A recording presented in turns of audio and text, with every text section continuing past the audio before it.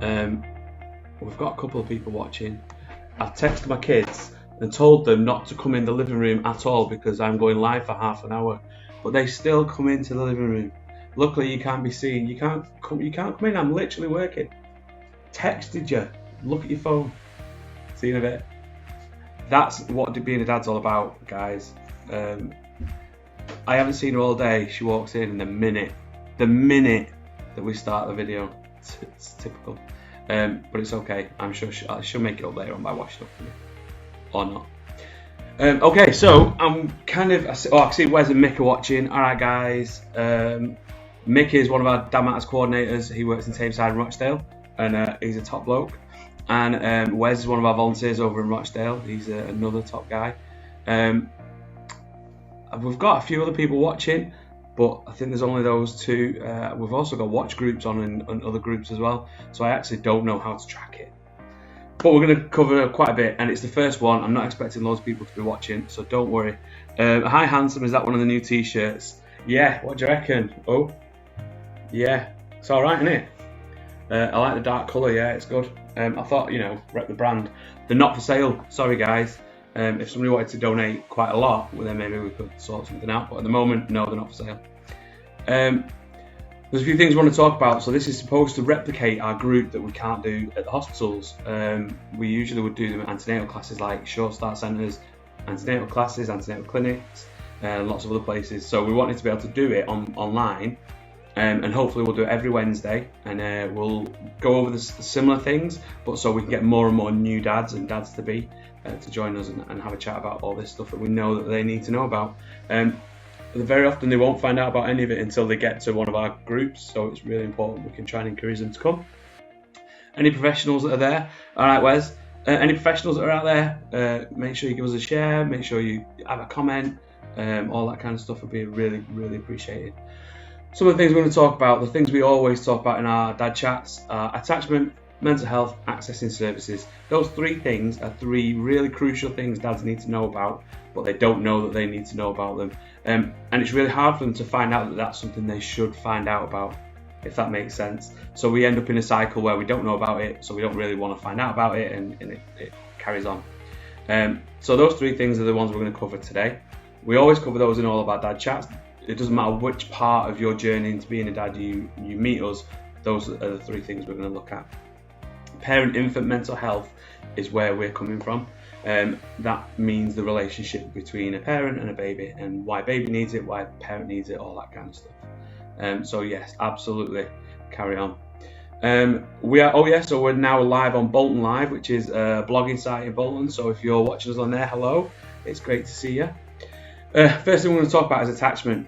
Who knows what attachment is? Now, I normally say that to a whole group of men, and one or two will just kind of shake their heads and go, oh, is it bonding? So it is kind of like bonding. When we say bonding, that means what we do to a baby. It's how we fall in love with a baby. It's the feelings and emotions we get that help us want to look after that baby. Attachment is a little bit different for a baby to a parent, and it's the way that their brain develops. It's a survival mechanism that they develop to engage with adults, so that they can get you talking. So they can get you to acknowledge what they need and get to know them very much. Brain development is massive. 80% of babies' brains develop in the first 2 years. 1,001 days. It's critical time, and it's all done through interaction and experience. And their brains are going to remember that forever. It's a blueprint for the rest of their life. So we need to make sure we're trying to have those positive connections with our babies. Your babies are listening to you in the womb from 26 weeks. They know your voice. They can distinguish that from other people's. They know how mum feels and how relaxed she is when you're talking. So it's really important that you can make sure all those interactions, if the baby knows you already, make sure those interactions are positive as well. Stress hormones and stuff like that, they hear your voice, stress hormones go down. It's a really, really nice kind of thing to know for especially new dads. If you know that your baby knows your voice and feels soothed with you, that's really important. So right now, at 26 weeks, up until birth, babies know who you are, they know your voice, they know that you're around. And when they're born, they're going to recognise your voice as well. But attachment isn't just them knowing you. They do things that engages you in their interactions they need. A lot of the stuff that they do helping brain development. Normally I'd ask the group what kind of things you think would help brain development for a baby. What interactions can we have with babies? And most dads will say one of the two main things we talk about, the first one would be skin to skin. We always talk about skin to skin, and you hear it very often from dads, and they're talking about it in kind of a mum concept. It's something mum gets. So what we want to happen is for dads to understand how important they are. We know mums should get the first hour, golden hour of skin to skin with the baby. Sometimes that's not possible. Sometimes dads need to step in and do that first hour, and that's okay. Babies won't miss out, they'll catch up. And if they miss out with dad, they can catch up later. You don't have to have it straight away. But it's a nice time to do it when baby comes out, because they're going to feel warm, they're going to feel happy, they're going to feel loved, they're going to feel secure and safe, which is the important thing. So skin to skin when baby's born is really important. They might try and latch on to dad, and they're going to be disappointed because there ain't no milk coming out of their nipples, but they might still latch on. That's okay. It shows that they're feeling safe with you. It shows you that they're giving out signals that they need a feed to you, so we can make sure that we can get them ready for a feed, basically. If they're latching on and they're comfortable and they're comforting by having a little suck on your nipple, then that's okay. It might feel a bit weird, but they're your baby. You want to do the best for them, so don't worry too much about it. Skin to skin gets a bit awkward when they get to about 16 or 17. My kids hate it when I come out of the shower and I'm top on and want a cuddle, so they'll probably leg it. But keep it going when you get home. It's a really nice way to console your baby. It's a good way to talk to your baby. They can see your face from about 30 centimeters away, so skin to skin on your chest is a really great place to do it. They may get a handful of hair. They're going to try and pull it. Baby's grip is really, really good. Don't worry about it. Just ride it out. It won't be forever. They also might fall asleep on you. Make sure that you're not too sleepy. Make sure you're not falling asleep with baby on your chest. That's not a really safe way to do it. If you're feeling sleepy, then put baby down in the place where they'd normally sleep and be safe. And follow the Lullaby Trust safe sleeping guidelines is the best way to do it. So definitely skin to skin. The second one, we've got Phil. He's just mentioned talking and singing. He's doing it right now, and the baby's still in the womb. Perfect time to do it. Start now and carry it on. When they get to be a bit older, they'll probably disagree with your sort of choice in music, and you'll probably have to put with some kind of pop, like I had to put with One Direction. We'll let that go. But talking and singing is one of the other ways we can interact with our babies. Talking to them. When we talk to a baby, they want to interact with us. They don't want us to talk at them. They want to join in this conversation. We call it serve and return. It's like a to me to you conversation. They're not going to say words back to you. If they did, that would be amazing. But they will want to interact. So when you talk to them and ask them questions or sing or do poetry or make silly noises or make silly faces, give them a chance to react to you. And look out for those reactions. Look out for a hand moving, a little smile. Look out for a blink. Look out for a little leg wiggle. There's lots of things that babies will do to react, and that's definitely a reaction to you. It's not random. When babies smile, it's not wind, it's a smile. Babies don't smile because they've got wind. Who smiles because they've got wind? So make sure if you see your baby smiling that you're doing something that they like. And you're probably going to want to keep doing it. So definitely talking and singing, and touch. So we've talked about skin to skin, but also baby strokes, stroking their arms and legs, putting a hand on the tummy, touching the face. All those things are really nice for babies, and it releases all the right hormones for them. The love hormones, oxytocin, serotonin, really, really good hormones for babies to have. We want them to be released, and the way we do it is by touching our babies and singing and talking and interacting. Did you know that babies are born with an innate kind of quality where they can spot a face? They'll see a face in something that isn't a face, but they're looking for faces all the time and they want them to interact. They don't want a face to be still, so they see your face and they want to interact with it directly. And they can be absolutely fascinated by faces, so it's really nice that they can see you from the right distance. I'm doing that, but you can't see it on the camera. So definitely keep interacting with your babies. That's an amazing evening, John. It's not morning now. It just feels like it. All right, Pete.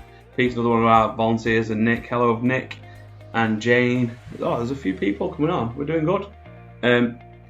So we've talked about attachment and how to kind of help babies with attachment. It's really important we interact with them, and it's positive interactions. It's building a blueprint for the brain, and that's how they're going to develop as they get older. So let's keep going with that. Some of the other stuff that we need to talk about is how babies interact. Babies have different states. There's about 6. There's the obvious ones that we know about. Babies sleep, and babies are awake, and babies cry. But if we split them up a little bit, babies have a really deep sleep. It's that kind of sleep where you're not going to move, they're not going to be disturbed, they're just going to be completely out, maybe snoring, completely asleep. This is really important because that's when growth hormones kick off in their brain, and it starts the muscles and the organs and everything. All that physical development happens in deep sleep. Light sleep is as you would expect. It's the time when their eyes are fluttering, maybe it looks like they're dreaming, there might be some gentle arm movements, leg movements, a bit of smiling or facial expression, but they're asleep. This is really important because that's when the brain starts to develop, and the brain developing in that section is crucial for babies as well. Babies are really good at protecting their sleep. They will ignore things that happen. If a noise goes off a couple of times, after the second or third time, it won't disturb them at all. If you can talk to your health visitor about a newborn behavioural observation or an EMBO, ask to see one when you've got a newborn baby under 3 months. It's an amazing way to find out all this stuff about your baby. Really good. So those are the 2 sort of sleep states, and there's a third sleep state which is kind of drowsy, which is transitional. They're a little bit, don't really know whether they want to be in a deep sleep or a light sleep or want to wake up or whatever. The main awake state that you're going to know about is their active alert state. In an active alert state, babies tend to have a lot more energy, or it seems like that to us. They want to interact a lot more. So they're going to be smiling, playing, singing, gurgling, making noises, moving about, moving their arms around. And the main thing you're going to notice is eye contact with you. They're going to want to watch your face, and they want to follow you around, and they're going to want to do a load of stuff with you. Now this is the time when they're taking in all of this information, loads and loads and loads. Sometimes during this state, babies will turn their face away, and some parents who are struggling, maybe parents aren't struggling, see a baby turn away and think that they've done something that the baby doesn't like, but that's not it at all. The babies need time to process all the stuff that's happened. They need a bit of space, so give them a little bit of space. Stay around so they can find you again, and they'll come back into that activity and engagement again. Give them that little bit of space is the best thing to do. There's 2 other states. One is fussy. We know that one. They don't really want to do anything, and they don't know whether they want to be asleep again. They're not quite crying, but they're almost there, and you know that they might be soon. They might need a feed, they might need changing. There's something going on for them that they need to figure out, and you're going to figure that out by getting to know them. You'll know what cry means what. You'll know when they need something to happen, and it's just getting to know them, spending time to do that. The last one is crying. Babies need to cry. It's okay. We're all built in the same way. Babies cry to let us know that something's uncomfortable or something they don't like is happening. It could be something physical. We could change the nappy, we could feed them, give them a cuddle, all this stuff, and it might not work. They might still want to cry. It might be something that we don't know about or can't see or can't change, but they still want to tell us about it, and that's when they're going to be crying. We're going to talk a little bit about consoling, but you can find out more about this from your health visitors. They're brilliant people to see, particularly with the EMBO. If you can get to see one, they'll show you a lot more about the consoling. So the steps to it, we talk a lot about how, when a baby's crying, go and grab them quick, pick them up, but you don't need to do that actually. Being around and being present for your baby, acknowledging how they're doing, that's important. So if baby's crying, the first thing to be doing is talking to them. Not picking them up, not touching them, just so they can see your face and talking. Nice and quiet and calm voice. How are you doing? What's going on for you? Are you not feeling so good? And just see how that works. And if that's not working, then they might want to feel a little bit of touch as well. So maybe put a hand on a tummy and carry on talking a little bit, nice and quiet. If that's not working, then we might look at wrapping them. They feel quite safe when they're wrapped. One thing we need to make sure of is that we have the hands outside of the wrapping, because babies' fingers and mouths are a really good way for them to soothe. They'll touch their own mouths and their own face and put fingers in the mouth. It helps them to soothe, so keep hands out of the wrapping. But wrap them in a blanket, something like that, see how that works. If that doesn't help and they're still crying, then maybe you want to get them out and put them on your shoulder, but we're not bouncing them, we're not rocking them, we're just standing still, holding them, containing those emotions for them. It's really important. If we can contain those emotions at that point, that's great, but they still might want to cry, and then you might want to try a gentle rock. So backwards and forwards, or side to side, like this. No bouncing, none of this. Who wants that when they're crying? Nobody. So don't be bouncing the babies, just nice and gentle rocking. And if that's still not working, and there's a forward and backwards motion, sort of up and, let me show my hand, up and down like that with baby sat there, and that's quite a nice way to do it. Now, if none of this is working, or if you're really struggling with this, there are places that you can go to for support. Breastfeeding support teams, if you're breastfeeding, they can do phone calls. There's the crisis hotline, it's CRYSIS. They can all talk you through this and help you to feel better, so that you can be more in tune with your baby and hopefully support them a little bit more. And health visitors, again, speak to them, they're great. So up to now, we've done attachment and we've done consoling. I want to talk about mental health because it's one of the main reasons we're here. One of the biggest barriers to secure attachment for babies is mental health in parents, mental health issues in parents. Because you can do all the practical stuff, but if you miss those cues from your baby, that's when things maybe can start to go wrong a little bit. We don't have to get it right perfectly. We don't have to do 100% of those cues right. Just about 60% is okay. And we're a good enough parent, and that's what we need to be, is good enough for our babies. But if you're struggling with your mental health, you might miss more than that. Those cues might just bypass you a little bit, and we need to support parents with mental health. Mum's mental health, obviously, we talk about in society a lot: postnatal depression, postnatal anxiety, postpartum psychosis, and a whole range of other mental health illnesses that mums can suffer with. And it's right that we do that, because mums usually are the main primary carer, and they are with baby a lot. So we do need to support that. What we don't talk about is men's mental health and dad's mental health. Men and dads are as important as mums in building attachment for their babies, but they are far less supported in terms of mental health. Part of that is because services are historically built up to support mums, but part of it is because we don't know how important we are, and we don't acknowledge that, and we don't accept it very often, and we won't go to the right services. So if you're a new dad and you've got a baby coming and you're struggling with your mental health, if you're worrying about something, if you've got questions about something, if you don't want to bother your partner about it, then you need to be getting some support from somewhere, and we'll come on to that in a minute.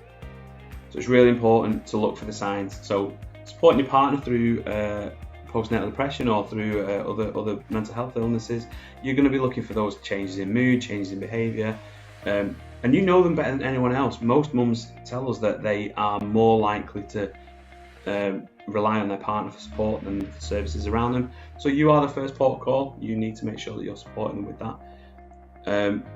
But also you need to acknowledge your own mental health, and men are really bad at this. We tend to ignore it until we're in crisis. 1 in 10 dads are suffering with postnatal depression. That's quite a high number, but that doesn't actually count for those dads that aren't flagged as having postnatal depression. They're dads who are going to health visitors early, that are going to doctors early. Most dads won't go for support until the baby's 3 to 6 months. They might not be flagged as a parent. They might be flagged as a man with mental health issues. So those numbers are probably higher. But we need support with it, and there's lots of places to go for support with your mental health, whatever it is. But the earlier you can do it, the better it is for your baby, and your baby needs you to be okay. Baby can't wait for you to wait. They need you to get that support as soon as possible. That's what we're here for. If you need any support with anything, contact us. You can do it through Facebook, Twitter. Our website is dadmatters.org.uk. Down at the bottom. Down at the bottom of there, so you can't quite see it. And you can contact us through our website. There's a contact form in there. We'll give you a ring and we'll have a chat. Talking for men is very much the crucial step. It's the thing that we don't do, but it's the thing that actually helps the most. So when we talk about how we're doing or our situation, it actually helps us to figure stuff out in our heads going forward.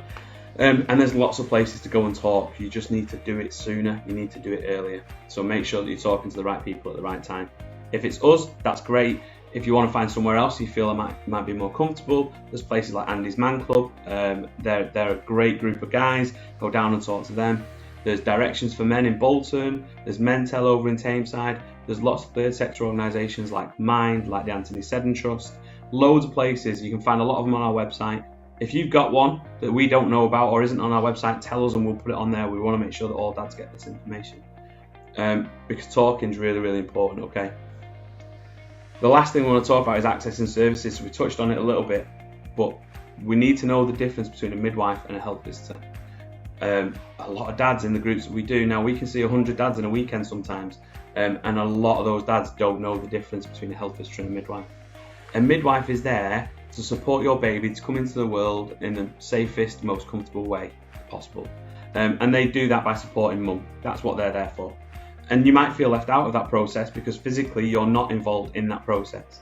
What midwives understand is that you are the most important person to mum and the second most important person within the process to the baby. So as a unit, you need supporting.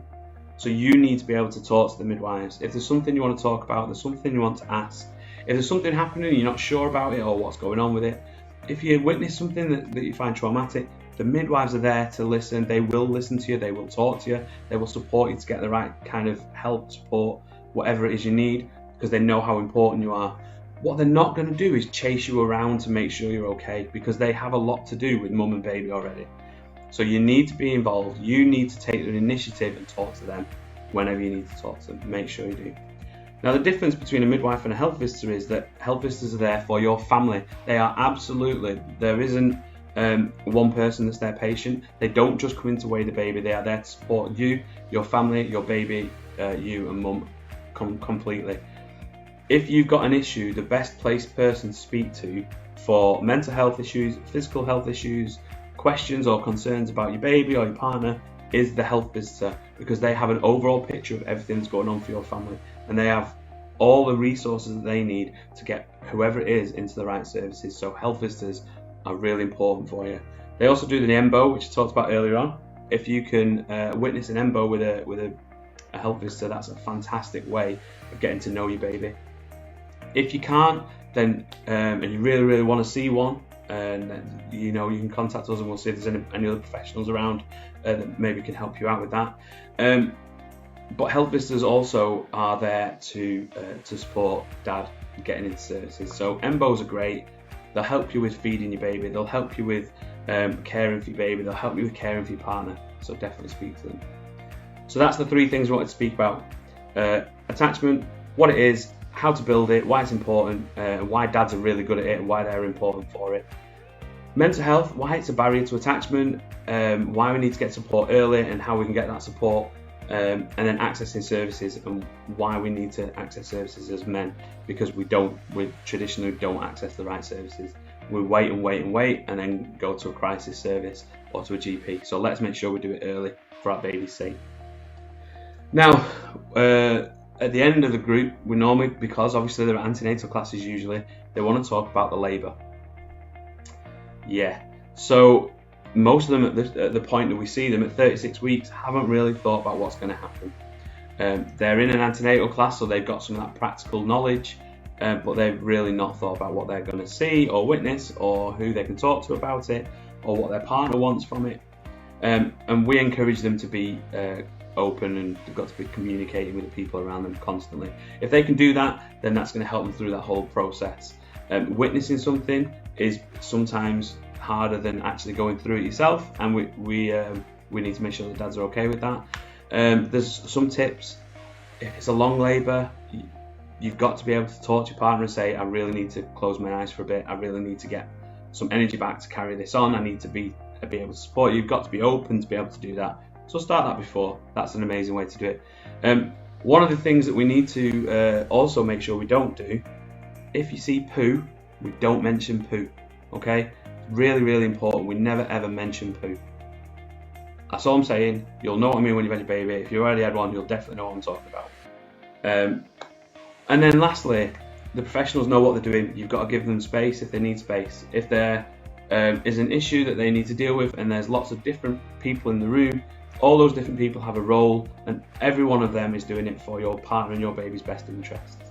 You may feel left out. You may want to get to the bottom of it. You may want some information around it. You might not get that straight away, but you are absolutely entitled to get it later on. And midwives will encourage you to talk about it with them, and also if you really need to get a debrief with the matron or one of the more senior midwives to help you understand what happened, why it happened, and help you to move forward from that. Absolutely make sure you talk to everyone. I think that's everything. Has anybody got any kind of questions? It doesn't show me anything on Twitter if anybody's said anything on Twitter, but we've got a load of people on Facebook now. Mark, Jay, Paula. Hello, Paula. Talking about facial recognition. Agnes just looked at the screen and said, Dad. For me, I'm not ginger like Mick, but, you know, we can't all be ginger. And Vicky runs a dad's group over in Stockport at Romiley called Just for Dads St Chad's, which is an amazing group. There's also Dynamite Dads, and there's loads of other places who let the dads out. They've all got some really great names as well, so make sure you check those out. They're all on our website. That's it for now. Take it easy. We're going to be back next week. If you've got any ideas of things you want us to talk about, any kind of information you would like us to source for you because we've not talked about it today, we've got contacts with all the right people. We're funded through the NHS. We're funded through Greater Manchester's Mental Health Fund at the NHS, and also locally within your local CCGs as well. So we have contact with all the right professionals, and we can find out for you. Let us know. Send us a message. Comment on the post. That would be amazing. Share the video when it goes on as a posted post. That makes no sense. And then we'll see you next week. Cheers.